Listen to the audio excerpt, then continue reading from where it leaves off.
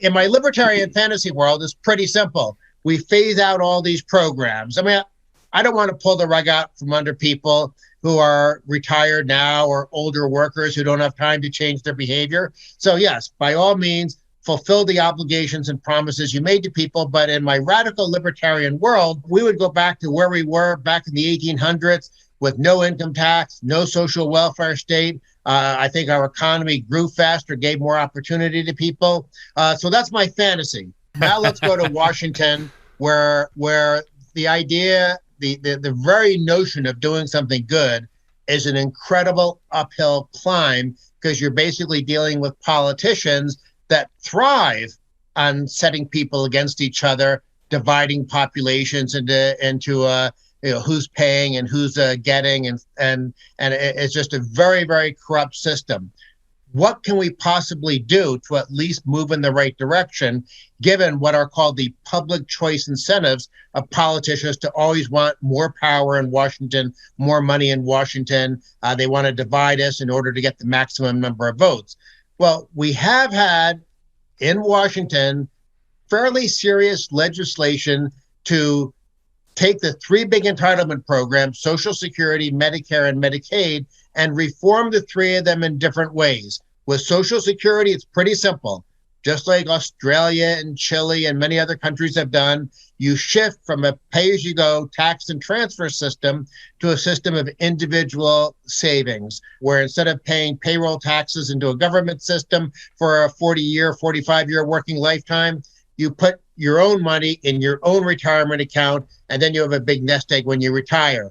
Very simple concept. Many countries have done it. There is a big transition cost issue, which is what do you do about the fact that you have all these current retirees and older workers? So that's the challenge for doing Social Security reform.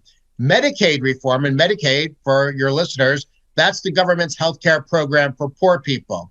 With Medicaid, it's pretty simple.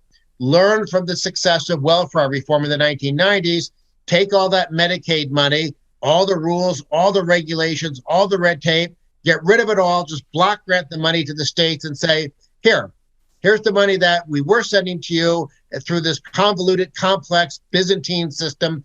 You now, just like with welfare reform, here's the money. Do what you can to help poor people have better health. Then you get innovation, diversity, competition, experimentation. I think it would be just as successful as welfare reform, and it would save money over time because the block grant would grow a lot slower than this sort of unbounded entitlement program we have now. So that's how you fix Medicaid. How do you fix Medicare?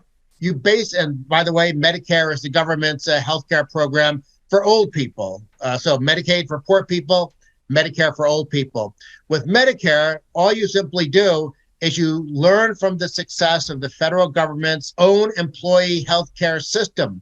Federal bureaucrats have a competitive market based on choice, where in effect they get a voucher and they pick the healthcare plan that's best for them.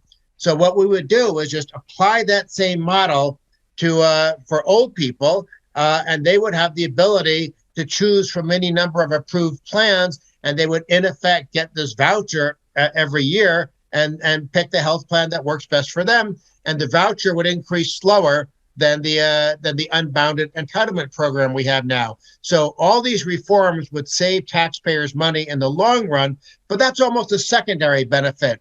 The real benefit is we'd have a better retirement system by reforming Social Security, and we'd have a better healthcare system by reforming Medicaid and Medicare. Now, why is this important to do?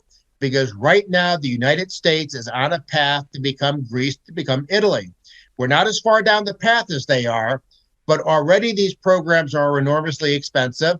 And when the baby boom generation fully retires, and especially when you factor in just the way healthcare costs are exploding precisely because the government is so involved in that market, it's very important that we do these things if we want to avert major, major fiscal and economic problems in the future.